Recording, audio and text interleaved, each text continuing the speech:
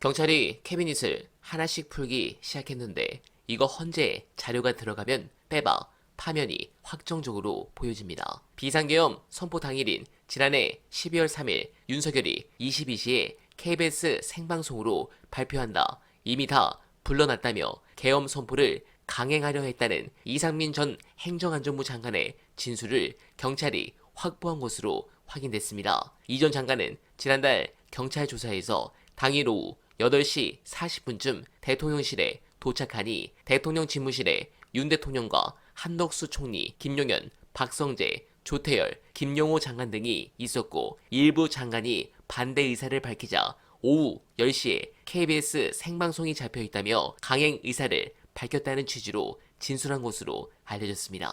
이 전 장관은 계엄에 대한 대통령 생각이 뚜렷해 국무위원들이 더 많이 모여서 말하면 재고하실 수도 있지 않을까 하는 생각에 오후 9시 10분에서 15분쯤부터 일부 국무위원들에게 전화를 돌렸다고도 했습니다. 이후 윤은 자신이 계엄 선포 시각으로 정해놓은 오후 10시가 되자 장관들이 모여있는 대접견실에 나와 국무위원 다 왔냐고 물었다고도 이 전 장관은 진술했습니다. 앞서 공개된 비상계엄 선포문에 계엄 일시로 못 박은 12월 3일 22시 공표를 위해 모든 일정을 마쳐 국무회의도 거치지 않은 채 비상계엄을 선포하려 했던 것으로 보이는 대목입니다. 경찰은 당시 국무위원들은 국무회의를 열어 대국민 담화 시간을 늦추면 윤 대통령이 재고할 수 있다는 기대를 했다는 취지의 이 전 장관 진술도 확보한 것으로 파악됐습니다. 그리고 이 부분이 심각한 것은 당시 KBS와 대통령실 간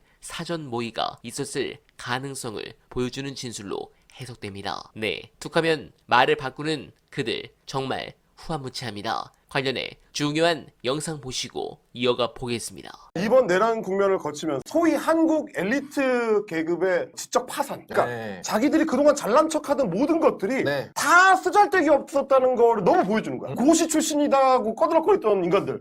윤석열도 고시 출신이고, 최상목도 고시 출신, 한덕수도 고시 출신이고, 죄다 고시 출신인데 고시 출신들이 법을 제일 무시해. 제일 안 지켜. 제일 안 지키고. 아니 관료를 뭐 30년 40년 하면 뭐합니까? 안 지키는데. 그러면서 하는 얘기들이 죄다 이상한 소리거나 거짓말이에요. 지들도 믿지 않는 얘기. 심평 변호사가 여러분 굉장히 알아주던 헌법학자예요. 제가 뭐 그 말씀 몇 번 드렸는지 모르겠는데 저희가 박근혜 탄핵 때 8년 전에 박근혜 탄핵 때 우리가 헌법학자들 전수조사를 해가지고 그때 현직 대통령을 수사할 수 있느냐 없느냐가 논란일 때입니다. 한 번도 안 해봤었으니까. 어차피 기소를 못하는데 수사하는 게 맞냐. 그래서 헌법학자들 전국에 있는 모든 교수들 저희가 이제 전화번호 목록을 입수해가지고 전화를 다 돌렸거든요. 그때 심평 변호사가 진짜 한 20분 동안 열변을 토했습니다. 수사할 수 있다. 그리고 심지어 뭐 무리하자면 기소도 가능하다. 뭐 이런 얘기까지 막 할 정도로 열변을 토했던 사람이 지금 와가지고는 자기가 윤석열이랑 친하다. 자기가 윤석열의 멘토였다고. 자기가 인간적 관계가 깊다고 해가지고 그 모든 말들을 다 뒤집는 거예요. 네, 공감합니다. 그런 부분에서